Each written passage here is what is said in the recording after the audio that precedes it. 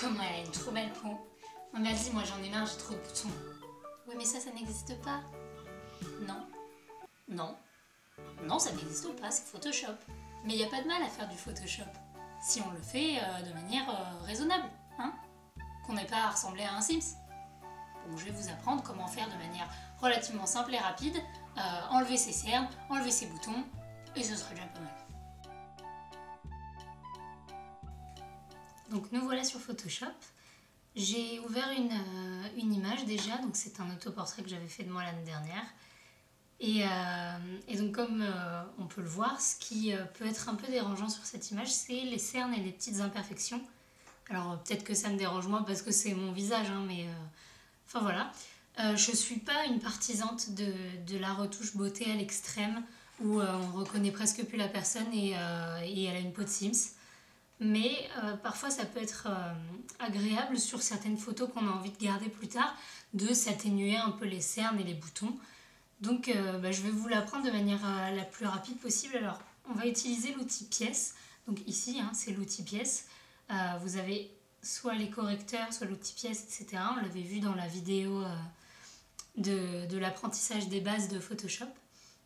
Et donc la première chose que vous allez faire, c'est déjà dupliquer l'arrière-plan. Donc soit en venant glisser l'arrière-plan ici sur copie, soit en faisant tout simplement CTRL-J.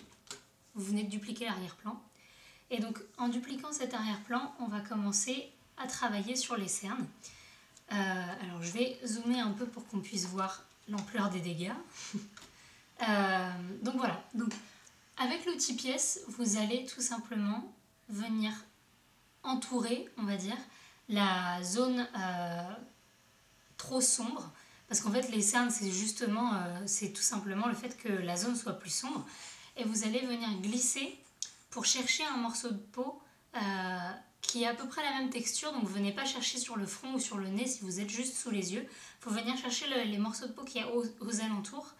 Et vous venez récupérer une peau plus claire. Et donc quand vous lâchez, vous voyez que, je vais effacer en faisant CTRL-H, le repère. Vous voyez qu'il a fait une fusion entre les deux morceaux de peau pour avoir cet effet lisse. Par contre, je trouve que c'est légèrement trop, too much, à mon avis.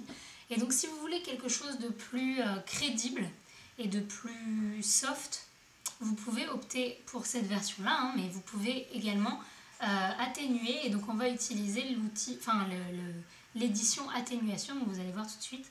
Donc je refais la même opération, je viens entourer la zone, glisser pour prendre un morceau de peau plus clair, et vous allez aller dans édition, atténuer, et donc ça va être atténuer juste ce que vous venez de faire, ou alors mesh CTRL-F. Et en fait, donc là je vais effacer le repère, vous venez en fait tout simplement atténuer, vous voyez, on voit la différence, l'action que vous venez de faire. Donc moi je vais essayer de garder quelque chose de plutôt naturel tout en essayant de l'effacer quand même. Et donc voilà, et vous voyez, on va faire un petit avant-après, donc ça c'est avant-après. Et c'est quelque chose de relativement simple, on n'est pas encore dans dans le gros placardage de peau où on a l'impression que c'est des yeux irréels et de Disney. Et donc vous allez continuer à travailler tout autour de la zone, donc on va le faire ensemble. Et encore un petit peu ici. CTRL-MAJ F. Hop.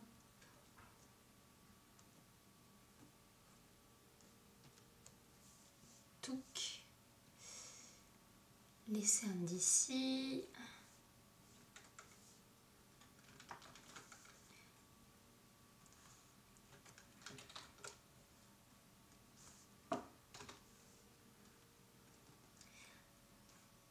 Vous voyez, moi personnellement je trouve que quand on est à ce niveau là, on n'a plus du tout le petit creux qu'on avait ici, et donc ça fait quelque chose d'assez irréel. Donc j'essaie de garder encore un peu ce creux tout en atténuant le cerne. Voilà, ça me paraît plutôt pas mal. Le but c'est vraiment de vous tâtonner, hein, vous faites petit à petit selon ce qui vous plaît.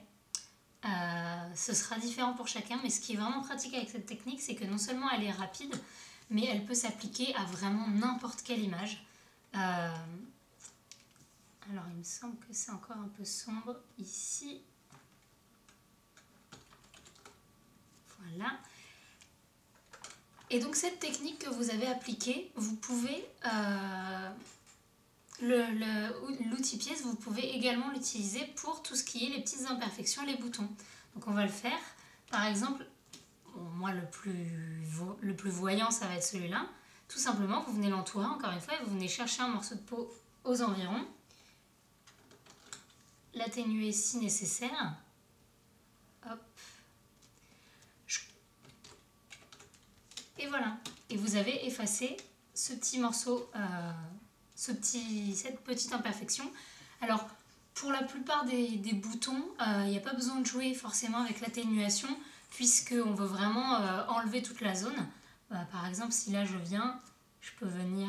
Bon, ça c'est un grain de beauté, donc je ne l'enlève pas. Hop, voilà. Donc ce qui est bien avec cette technique, c'est que non seulement elle est rapide, mais il n'y a pas besoin d'être vraiment bon en Photoshop. Vous venez juste entourer et glisser. C'est assez instinctif et relativement simple. Donc vous pouvez utiliser ça sur n'importe quel endroit de votre peau. Après, à vous de placer la barre là où vous voulez. Est-ce que vous voulez enlever vraiment toutes les imperfections, laisser quelque chose de plutôt réaliste? Ça dépend de vous. Je ne prône pas, encore une fois, les visages totalement photoshopés où on ne reconnaît même plus un visage d'être humain. Donc voilà, c'est une technique très rapide.